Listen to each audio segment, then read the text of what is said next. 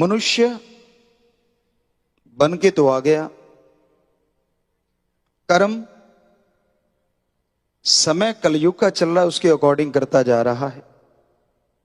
भूल गया अपने उद्देश्य को, भूल गया अपने मकसद को, भूल गया इस शरीर में बेइंतहा खुशियां हासिल कर सकता है, भूल गया चंद खुशियों के लालच में, भूल गया जीवा के स्वाद में, भूल गया इंद्रियों के भोग विलास में।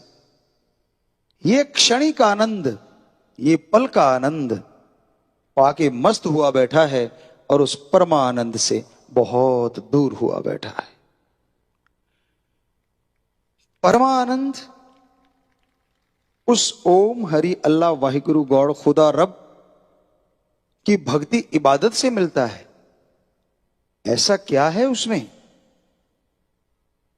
जिसके लिए कह रहे हैं हम कि आप भूल गए हैं, क्षणिक आनंद में, पल के भोग विलास में, जीवा के स्वाद में खो गए हैं।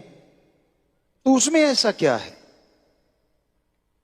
आमतौर पे दुनिया में इंसान का अलग अलग टेस्ट होता है, स्वाद होता है। किसी को नमकीन बढ़िया लगता है, किसी को मीठा बढ़िया लगता है, कई कड़बे में मरे पड़े हैं। अलग अलग स्वाद, किसी को इंद्रियों का भोग विलास, उनके लिए कोई रिश्ते ही नहीं रहते, उनकी निगाहें बुरा ही ताकती रहती हैं। अलग अलग स्वादों में दुनिया पड़ी हुई है। ऐसा नहीं है कि सबको एक जैसा ही चीज भाती हो।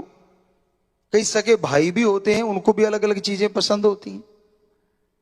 लेकिन ये हम आपको गारंटी देते हैं, जो ओम हरि अल्लाह वाहिगुरु गॉड खुदा रब की धुर की बाणी अनहद नाच, बांगे इलाही मेथड ऑफ मेडिटेशन से प्राप्त की हुई गॉड्स वॉइस एंड लाइट, वो जो आवाज है, वो जो रोशनी है, वो जो परमानंद जिसे हम कह रहे हैं, दुनिया में किसी को चाहे कोई भी स्वाद क्यों ना पसंद हो, अगर आप उससे जुड़ते हैं, जो आपको स्वाद पसंद है, उस परमानंद में इससे अरबों खरबों गुना ज्यादा आपको स्वाद आएगा और हर किसी को आएगा। और वो स्वाद परमानेंटली है, ये आप बड़ा टेम्परेरी है। रसगुल्ला स्वाद है, मुंह में डाला, खाया, जब तक चीनी है साथ, स्वाद आता रहता है, थोड़ी देर बाद मुंह बकबका हो जाता है। ऐसे ही हर स्वाद का हाल है, क्षणिक, कुछ पलों के लिए, कुछ मिनटों के लिए, उसके बाद स्वादहीन हो जाती है जीवा, स्वादहीन हो जाता है।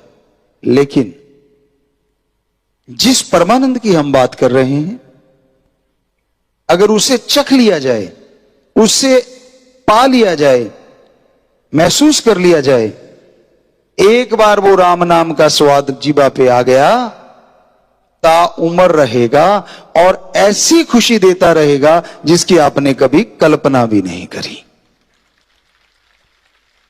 वो टेम्परेरी नहीं है। आप दुनिया में कोई भी काम धंधा करते हैं, बिजनेस व्यापार करते हैं, किस लिए करते हैं? अपने शरीर के लिए, बाल बच्चों के लिए, और किसी चीज के लिए तो नहीं करते आप। हां, सत्संगी जो हैं वो परहित परमार्थ करते हैं, ये तो बेमिसाल है, ये तो बात ही अलग है। लेकिन इनके अलावा दुनिया में तो यही मकसद होता है, या तो शरीर के लिए, या फिर औलाद के लिए, मां बाप के लिए। अब कम होता जा रहा है सौदा। तो ये सारे कर्म आप करते रहते हैं और इन कर्मों से आपको लगता है कि जीवन जीने का उद्देश्य पूरा हो रहा है, मकसद हमारा यही है। नहीं, आप भूल गए हैं। ये जो आप दुनिया में मस्त हुए बैठे हैं, ये तो धीरे धीरे छूटता जाएगा। कोई आज साथ छोड़ गया, कोई कल साथ छोड़ गया। जब तक खिलाओ पिलाओगे अपने हैं, मुट्ठी बंद हुई नहीं निकल बार। आप जानते हैं स्वार्थ गर्ज हावी हो गया है, तो आपने इसको मकसद बना रखा है, जबकि ये नहीं। मनुष्य शरीर का सबसे बड़ा मकसद है उस शक्ति को पाना, उस ताकत को पाना जो सबको बनाने वाली है, जो सब कुछ देने वाली है। उसकी तरफ तो ध्यान ही नहीं है। आप इसी में खो गए हैं, इसी के हो गए हैं। हम नहीं कहते कि बच्चों के लिए ना करो, हम नहीं कहते कि शरीर के लिए ना करो,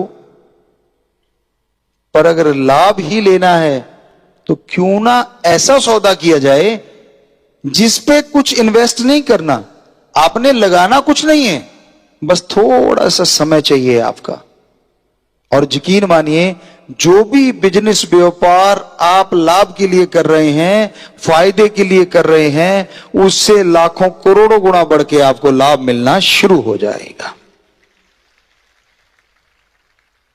क्योंकि हर बिजनेस, खेती बाड़ी कॉन्फिडेंस से आती है, आत्मबल, विश्वास से ही बात बनती है।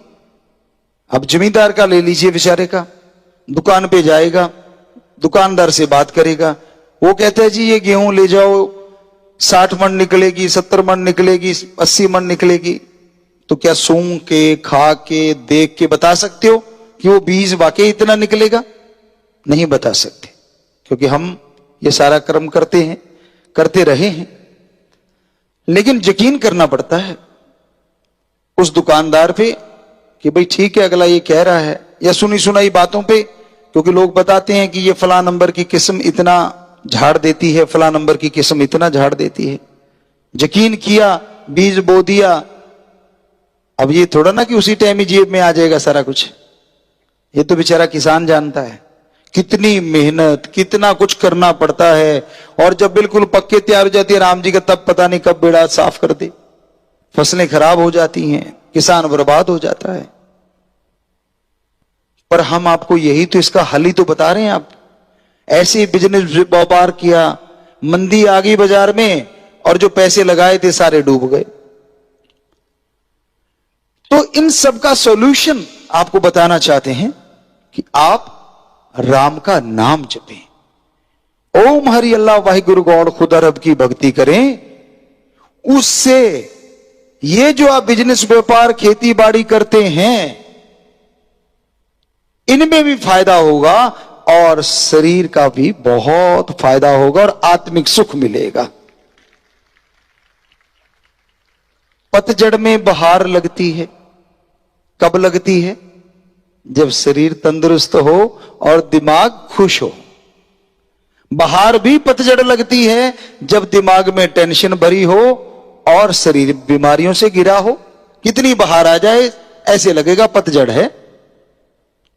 तो जब शरीर में तंदुरुस्ती होगी और टेंशन फ्री होगा दिमाग, जब दिमाग में आत्मबल परिपूर्ण होगा, तो आपके शरीर में पतझड़ भी बहार लगेगी। और जब बहार लगेगी, बहार में जो बीज बोया जाता है वो फलता फूलता है।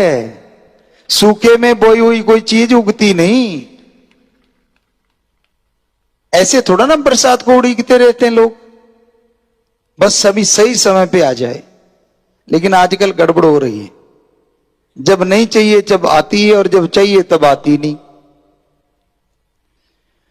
ये क्यों होता है? ऐसा क्यों हो रहा है? इस पे भी बात करेंगे अपने। ऐसा तब होता है, मालिक ऐसा करे ना, मालिक से दुआ है सतगुरु मौला से। ये परिवर्तन तब आते हैं जब परले की तरफ दुनिया बढ़ रही होती है। बड़ी दुखद बात है, जनसंख्या का विस्फोट होने को तैयार है। इतने बच्चे बढ़ते जा रहे हैं, जनसंख्या इतनी होती जा रही है, पूछो मत। पानी धरती में नीचे गायब होता जा रहा है। कैंसर, बड़ी भयानक बीमारियां कई एरिया में छाती जा रही हैं। शायद 90 से क्या उससे पहले से लगे हुए हैं, 1948 से मान लीजिए आप, हम लगे हुए हैं कि भाई ये नशा जो है ये घात कह रहे, घात कह रहे। और फिर 90 के 92 93 के बाद तो हम साफ ही आपको कहने लग गए थे कि ये इनडायरेक्टली युद्ध छिड़ गया है और हमारी आने वाली पीढ़ियों को निकम्मा करने के लिए ये नशा शुरू कर दिया गया है। तो आज क्या मैदानी इलाका और क्या आसमानी इलाका और क्या समुद्र के किनारे, सब जगह नशे ने पांव पसारे और बुरा हाल हो रहा है। समाज में ज्यादातर लोग इससे दुखी हैं, लोग मर रहे हैं नशा कर करके, क्योंकि उसमें केमिकल की मात्रा ज्यादा है, बेइंतहा ज्यादा है। आदत पड़ जाती है बंदे को और फिर वो बर्बाद होता चला जाता है। और ये मरता बड़ा जल्दी है इंसान इनसे। कई कहते नहीं, भगवान ने जो उम्र लिखी थी, उम्र नहीं लिखी, उतने श्वास लिखे, लिखे तेरे श्वास की रास। तो नशे से 1 मिनट में 16-18 लेने की जगह 30-32 ले लेते हो और 100 साल की उम्र की जगह 50 में बेड़ा पार हो जाता है। 75 वाले 70 वाले का 35 में पार हो जाता है, 50 वाले का 25 में। तो इस तरह से आप अपने आप को बर्बाद कर रहे हैं। तो ये निशानियां जो आ रही हैं बड़ी डरावनी हैं, बड़ी घातक हैं। ओम हरि अल्लाह वाहिगुरु राम से दुआ प्रार्थना अरदास है कि मालिक तू रोके तो रोके, वरना आज ये गंदगी खाने से, ड्रग से, बुराई करने से आज का इंसान बाज नहीं आ रहा, हट ही नहीं रहा, किसी के रोकने से रुक नहीं रहा। माँ बाप रोकते हैं तो भद्दे लगते हैं, गंदे लगते हैं कि ये क्यों रोकते हैं मुझे नशा करने से। तो समाज में भयानक परिवर्तन आ रहे हैं और उसी का एक ये अंग है। आप महसूस करके देख लो, बरसात बिना मौसम के हो रही है, मौसम जो पहले नहीं होता था वो हो रहा है और जो नहीं होना चाहिए वो भी हो रहा है। ग्लेशियर पिघल रहे हैं, पानी नीचे जा रहा है, कोयला, डीजल, पेट्रोल कब तक चलेगा? फिर क्या करोगे? आदी तो हो गए, अब लाइटों के भी आदी हैं, पंखों के भी आदी हैं, सारी चीजें, एसियों के भी लोग आदी हैं, बहुत सारी चीज है। पर जब ये चीजें खत्म होगी जिनसे ये बनता, तो कैसे चलेगा काम? पुरातन समय में सौर ऊर्जा, बिजली की ही रोशनी से ही सब कुछ लिया जाता था और प्रदूषण भी नहीं फैलता उससे, हमारे ख्याल से। बाकी तो साइंटिस्ट बता सकते हैं। सौर ऊर्जा से हमें नहीं लगता कि कोई प्रदूषण फैलता होगा। सो कहने का मतलब, तो हमें कैसे पता कि ये चीज होगी? फीलिंग आ रही है, वो महसूस हो रहा है कि कहीं साइकिल ही फिर सबसे बढ़िया सवारी ना हो जाए, कहीं तत्ता तत्ता फिर से ना होने लग जाए। पंजाब वाले हो और इधर वाले भाई झोटा बुग्गी वाले हो, राजस्थान ऊंट गाड़ी वालों। कहने का मतलब, जब पेट्रोल नहीं, डीजल नहीं, कोयला नहीं, तो फिर ऊंट की पूंछी मरोड़ोगे? वो चमड़े वाली छांट चलोए, नारिया फलान्या तिंकड़िया। सो कहने का मतलब, फिर कहीं साइकिल की सवारी अच्छी ना लगने लग जाए। वैसे नंबर 1 है साइकिल चलाना, सेहत की सेहत बनती है और यहां जाना वहां भी पहुंच जाते हो। बुरा ना बनाना, हम तो आप गाड़ी में भी जाते हैं, आप लोग भी जाते हैं, लेकिन गाड़ी में तो सफर करने से जेब भी खाली होती है और सेहत भी खाली होती है। जाना पड़ता है और जाना पड़ेगा भी, जब तक चल रही गाड़ियां, कौन हटता है? पुराने समय में लोग कहते हैं जी, कई बड़ा दर्द होता है, हमें बड़ा दुख लगता है, अपने आप को बुद्धिजीवी बनते हैं, बड़े आलम फाजिल बनते हैं और ये कहते हैं कि नहीं जी, इतिहास में लिखा है, इतिहास में ये लिखा है, ये पवित्र रामायण है, पवित्र कुरान शरीफ है, पवित्र गुरुबाणी श्री गुरु ग्रंथ साहब हैं जो संतों ने लिख दिए, या पवित्र वेद हैं, ये तो जी काल्पनिक चीजें हैं। ऐसे ही मतलब उनमें जो लिखा हुआ है, जैसे महाभारत हो गई, रामायण हो गई, उनको काल्पनिक बताते हैं, इतिहास को सही बताते हैं। एक सज्जन ने हमें से भी ये बात करी कि जी इतिहास तो बिल्कुल ठीक है, बाकी ये महाभारत, ये रामायण जो पवित्र ग्रंथ हैं, वो तो पवित्र भी नहीं बोलते, पर हमारी जुबानी ऐसी, हम तो पवित्र के बिना बात नहीं करते, कि ये जो पवित्र ग्रंथ हैं ये तो काल्पनिक कहानियां हैं। हमने कहा कैसे कैसे, किसने देखी ये चीजें? तो हमने कहा आपका जो इतिहास बोलता है वो किसने देखा आज वाले ने? कहते वो तो लिखा है। किसने लिखा है? कहते जी विद्वान पढ़े लिखों ने लिखा है। हमने कहा उनके बाल बच्चे होते होंगे? कहते हाँ। जिन्होंने इतिहास लिखा है उनके बाल बच्चे परिवार भी थे। हमने कहा सुनो, ये तो वो आदमी, कहते हां।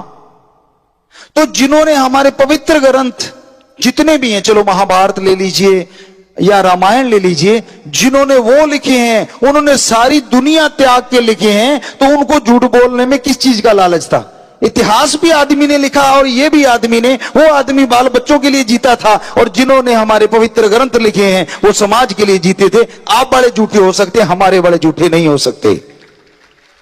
हम चैलेंज करते, जो मर्जी साइंटिस्ट आ जाए हमसे बहस करके दिखा दे कि भाई हां हमारे धर्म झूठे हैं, सवाल ही पैदा नहीं होता। तो ये गलत बात है और हैरानी होती है। चंद किताबें पढ़ के अपने आप को महापुरुष समझने लग जाते हैं, साइंटिस्ट समझने लग जाते हैं, और साइंस की एबीसीडी नहीं आती। धर्मों ने बहुत चीजें पहले बताई हैं, कुछ एक बातें। अब धर्मों में, पवित्र वेदों में यह लिखा हुआ है कि सोना सबसे पहले यहां से मिला, हीरे जवाहरात मोती सबसे पहले जो मिले इस समुद्र के बिल्कुल नीचे से मिले। आपको सुन के क्या लगा? छोटी सी बात लगी? नहीं, बहुत बड़ी बात है।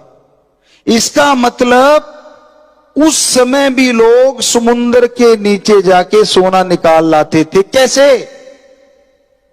या तो पनडुब्बियां होंगी या ऑक्सीजन सिलेंडर होंगे। तो ये आपकी साइंस तो आज बनी है, उनके पास तो पहले ही था सारा सामान।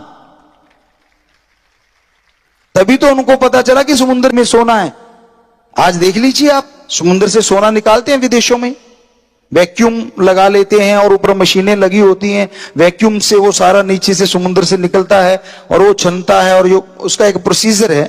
तो उस तरीके से वो गोल्ड लोग प्राप्त कर रहे हैं, सोना निकाल रहे हैं, मोती मिलते हैं, सब कुछ है। तो हमारे पवित्र ग्रंथ जो हैं वो सच्चे थे, सारे धर्मों के सच थे, सच हैं और सच ही रहेंगे। उनमें कुछ भी झूठ नहीं है, पर पढ़ने का नजरिया अलग अलग है। कोई किसी तरीके से पढ़ लेता है, कोई तो इसलिए पढ़ता है कि यार पूरा कर लो, अपा तुम नोट लेके जाने, लेना क्या है। बुरा ना मनाना, सुनने वालों आप भी ना मना लेना भाई, हमारी बात का बुरा जल्दी मना लेते हैं कई बार, क्योंकि कड़वा सच है ना। कई तो बेचारे आते ही इसलिए कि फटाफट पढ़ो यार और पार करो। और कई घर वाले होते हैं जिनके वहां महापुरुषों के पाक पवित्र वचन चल रहे होते हैं, वो कहते हैं हाँ घर में खुल गया, सब कुछ चल रहा है। बहुत सारे धर्मों में चलती है ये चीज, और खुद खा पी रहे होते हैं गलत चीजें, गलत कर्म कर रहे होते। अरे तू बैठ के सुन तो ले, तेरे घर में महापुरुषों के पवित्र वचन चल रहे हैं। कोई नहीं सुनता, बहुत कम लोग होंगे जो पूरा सुनते हैं। घंटा कोई बैठ जाता होगा, कोई 2 घंटे बैठ जाते होंगे। बुरा ना मनाना, हमने अपने आंखों से देखा है। पढ़ने वाले भी तब तक भी बढ़िया पढ़ते हैं, और जैसे उठ के गए नहीं, एक पढ़े 4 उल्टाए, मालिक का नाम न बिरथा जाए। कौन सा कोई देख रहा होता है वहां? ये हमारी आंखों से देखी बात है, सभी धर्मों में देखा हमने ऐसा। 7-7 दिन, 2-2 दिन, 3-3 दिन महापुरुषों के वो पाठ पढ़े जाते हैं, वचन पढ़े जाते हैं। गरुड़ पुराण ले लीजिए आप, बहुत सारे धर्मों की बात कर रहे हैं हम। तो सामने बैठो परिवार वाले, मजा तो तब है 7 दिन, 2 दिन, 3 दिन, 1 दिन, जितने दिन भी महापुरुषों के पवित्र वचन अगर बैठ के सुनोगे इतने दिन, तो कपाट खुल जाएंगे और खुशियों से लबरेज हो जाएंगे आप। लेकिन आप तो बैठते ही नहीं, तो फिर क्या दीवारें पवित्र करवा रहे हो क्या? उनको करने से आपको क्या मिलने वाला है? ठीक है, ये सच होता है कि महापुरुषों के पाक पवित्र ग्रंथ यहां पे रखे हैं, वो पूजनीय जगह हो जाती है, मानी बात। संत पीर पैगंबरों के या चरण टिके आदिकाल में टिक रहे हैं, वो भी जगह पवित्र हो जाती है, मानी बात। लेकिन आपका हृदय पवित्र, आपकी आत्मा को, दिमाग को आत्मिक शांति तो तभी मिलेगी ना जब उनके वचनों को सुन के अमल करोगे। खुशियां जरूर मिलेंगी वहां, यहां वो रहा संत पीर पैगंबर महापुरुष, या उनकी पाक पवित्र वाणी या पाक पवित्र ग्रंथ वहां आ रहे, वहां खुशियां जरूर मिलेंगी। क्योंकि याद आएगी कि यार यहां महापुरुषों ने चरण टिकाए थे या उनके पाक पवित्र वचन पढ़े गए थे। खुशी आएगी उस कमरे में जाते हुए। लेकिन असली खुशी तो उन वचनों को सुन के अमल करने से मिलती है, उनको सुन के जिंदगी में अपनाने से मिलती है। सत्संग सुनो और फिर विचार कर लो। क्या संत कोई अपने लिए करते हैं? इतिहासकारों ने तो अपने लिए भी बहुत कुछ किया, इतिहास भी लिखते रहे और अपने लिए कमाते रहे। और हमारे संत पीर पैगंबर सारी दुनिया से विरक्त हो गए, अलग जाके उन्होंने पवित्र ग्रंथों की रचना करी, दुनिया त्याग दी, परिवार त्याग दिए। तो वो सच्चे हैं, ना कि वो जो सारा कुछ करते रहे। वो गलत हो सकते, हम ये नहीं कहते इतिहासकार कोई गलत है, वो भी सच्चे हो सकते हैं। लेकिन अगर आप तुलना करना चाहोगे आपस में, तो तुलनात्मक रूप में संत 100% सच्चे हैं, उनका हम कोई गारंटी नहीं ले सकते भाई। कहीं ना कहीं त्रुटि हो सकती है उनसे। संतों से जो हमारे पवित्र वचन उन्होंने लिखे सारे धर्मों में, उन्होंने कोई गलती नहीं करी, सवाल ही पैदा नहीं होता। तो अपने आप में विचार कीजिए। सारी जिंदगी लगा दी कोल्लू वाले बैल की तरह, खाते रहे, पीते रहे, सोते रहे, कपड़े बदलते रहे। क्या ये एक रूटीन सा नहीं बना हुआ, रोबोट की मशीन की तरह? क्या इसके अलावा दुनिया नहीं है? क्या इसके अलावा जिंदगी नहीं है? बहुत कुछ है जिंदगी में अनुभव करने के लिए। और सबसे बड़ी चीज, आदमी चाहता है कि मैं तरक्की करूं, बड़ी बड़ी चीजों को हासिल करूं, तो क्या राम से बड़ा कोई हो सकता है? कैसे? ओम हरि अल्लाह वाहिगुरु से कोई बड़ा हो सकता है? कैसे? पहली बात का हमें कोई भी साइंटिस्ट जवाब दे दे कि वो एक है और कण कण में रहता है, कैसे रहता है, ये बता दीजिए। एक है पर हर जगह रहता है, तो क्या इच्छा नहीं होती कि उसको देखें यार, वो कैसा है जो एक होते हुए सबके अंदर भी रहता है, बाहर भी रहता है? इच्छा तो होती है ना। पर वो है ना, पंजाबी जी कहते यार कौन मत्था मारे, मतलब कौन टाइम लगाए। अच्छा बच्चे पैदा कर लिए, खा पी लिया, उसमें तूने मत्था नहीं मारा? और उससे क्या निचोड़ निकाला तूने? क्या मिल गया? कौन सा तगमा ले रहा है जो तू पूरे वर्ल्ड को दिखा देगा? ठीक है, एक रीत है, या यूं कह लीजिए प्रभु की बनाई एक रस्म है कि परिवार आगे से आगे बढ़ते जाते हैं। ये उनकी कुदरत है और होना भी चाहिए, इसको रोकना नहीं है। पर हमारा यहां कहने का तात्पर्य है कि इसके अलावा भी आप वो कर सकते हैं जो ना पशु पक्षी परिंदे 84 लाख जोनियों में सिर्फ मनुष्य कर सकता है, और कोई उसे नहीं कर सकता। तो अगर आप फिर भी खाली हाथ चले गए तो भाई आप में और उनमें क्या फर्क रह गया, पशुओं में?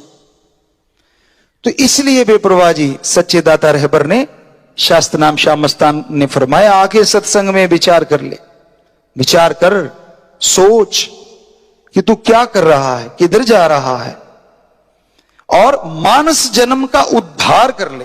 मोक्ष मुक्ति का मौका मिला है, जीते जी उसको देख सकता है जो सुप्रीम पावर है, जो एक ओंकार है, जो ओम है, सर्वशक्तिमान है, ला इलाहा इल्लल्लाह, जो एक अल्लाह ताला है। क्या तेरा देखने को दिल नहीं करता? कहते जी वो तो दिखता ही नहीं। दिखता है तो बताओ वो कैसा है? अरे भाई, क्या आप बता सकते हैं सूरज किस जैसा है? क्या आप बता सकते हैं चंद्रमा किस जैसा है? कोई नहीं बता सकता। जब उसके बनाए चंद्रमा सूरज की तुलना नहीं हो सकती, तो उस ओम हरि अल्लाह वाहिगुरु राम की तुलना किससे करें और कैसे करें? अपने एक आम कल्चर में कहावत है, हमारे सारे भाषा बोलने वालों में, लाइट है ना, अंधेरा हो रात को, बड़ी लाइट एकदम जल जाए, क्या कहते हैं? यार दिन से निकल आया, सूरज से चढ़ गया। पर सूरज की तुलना किससे करोगे ये बताओ? कभी करिए सूरज की तुलना? हो ही नहीं सकती, कोई शब्द ही नहीं है उसके बराबर। जिसके बराबर का कोई ना हो उसकी तुलना करेंगे तो करेंगे किससे? तो जो ऐसे लाखों चंद्रमा सूरज नक्षत्र ग्रह बनाने वाला है, उस ओम हरि अल्लाह वाहिगुरु गॉड की तुलना नहीं हो सकती। उसे देख सकते हो, उसे सुन सकते हो, उसे महसूस कर सकते हो, पर आप लिख बोल के उस ओम हरि अल्लाह वाहिगुरु को ना कोई बता पाया और ना कोई बता सकता है। पर देख सकते हो, ये हमारी गारंटी है। गारंटी क्यों है? क्योंकि हमने खुद सारा कुछ महसूस किया है। तो अगर हम कर सकते हैं एक इंसान होते हुए, तो आप इंसान होते हुए क्यों नहीं कर सकते? कर सकते हैं आप। लेकिन आपके अंदर एक जज्बा होना चाहिए, एक जुनून होना चाहिए, आपके अंदर एक भावना होनी चाहिए, एक लगन होनी चाहिए कि हां मैंने उस परमपिता परमात्मा को देखना है। जब ये जुनून जाग जाएगा तो हो सकता है वो 24 घंटे में ही मिल जाए, क्या पता। बात जुनून की है, बात इश्क जगाने की है। अरे दुनियावी इश्क कर करके सफेद हो गए, कभी तो अल्लाह राम वाहिगुरु यार से करके देख लो। इधर वाले में क्या खट्टा क्या पाया, पता नहीं कितना कुछ गवाया उसके बदले। और उस यार को एक बार देख के तो देखो, ऐसा नजारा आएगा, ऐसा नजारा आएगा, पश्चाताप हो जाएगा, यार मैंने जिंदगी ऐसी क्यों गुजार दी। पर अगर आप भक्ति करोगे तो, अगर आप असूलों पे रहोगे तो, ये नहीं हो सकता बुराइयां भी करते रहो और भक्ति भी करते रहो और भगवान क्यों नहीं मिला। बाद में कहते गुरुजी जोर तो लगाया था, मिला तो है नहीं। अरे जितनी भक्ति करी उतनी बराबर बुराइयां करी, तकड़ी बराबर होगी, सौदा खत्म, जैसा था वैसे ही रह गया। पर यह है कि गई भक्ति कभी खाली नहीं जाती। सत्संग में अगर चल के आ गए हो तो बनी बनाई भक्ति मिलती है। कौन से वाली? आपके रोग काट देगी, आपकी परेशानियां दूर कर देगी, आपके बिजनेस व्यापार में फायदा हो जाएगा, आपके बाल बच्चों की तंदुरुस्ती आ जाएगी, आपको तंदुरुस्ती आ जाएगी। पर अगर सतगुरु अल्लाह राम वाहिगुरु गौड़ खुदा रब यार से मिलना है तो उसके लिए तो फिर सुमरन और सेवा पे ध्यान देना ही पड़ेगा, अगर उसको देखना है। सत्संग डायरेक्ट इनडायरेक्ट दर्शन करवा सकती है, यह भी सच है, क्योंकि वो निराकार है, उसकी आवाज जैसी आवाज नहीं, उसके जैसा कोई दूसरा है ही नहीं। लेकिन अगर अपने गुरु पे पूर्ण यकीन कर लो, सत्संग सुनते रहो, वचनों पे पक्के रहो, तो हो सकता है वो आपको सपने में या वैसे आके आपके गुरु के रूप में दर्शन देते। ये हो सकता है, ये पॉसिबल है सत्संग से भी। और अगर पूरा नूरी स्वरूप देखना चाहते हो तो फिर उसके लिए सेवा और सुमरन करना पड़ेगा। काम वासना क्रोध लोभ मोह अहंकार मन माया को कंट्रोल करना ही पड़ेगा, और कोई शॉर्टकट नहीं है। ये तो बहुत शॉर्टकट है वैसे देखा जाए। पहले लोग सैकड़े साल सुमरण भक्ति इबादत करते थे, उम्रें लंबी होती थी। अब 1 मिनट में 16-18 श्वास लेते, पहले वाले 10 ही लेते थे। तो नेचुरली उनके श्वास जो आज वालों के 100 में पूरे होते हैं, उनके 180 साल में पूरे होते थे। तो लंबी उम्रें होती थी, तो बैठे रहते थे लगातार, बड़ी मुश्किल से राम की प्राप्ति होती थी। लेकिन कलयुग में और तो पता नहीं, शाह सतनाम शाह मस्तान जी ने कमाल कर दी। सिर्फ 2-3 शब्द दिए कि ये ले लो और भक्ति कर लो भाई, 2 महीने घंटा सुबह शाम कर लो, अगर नजारे ना मिले तो कह देना। बताओ इससे आसान और क्या है भाई। मां के बेटे 2 महीने भी नहीं करना चाहते, वो 2 महीने नहीं बनते, घंटा सुबह शाम ही बनता है।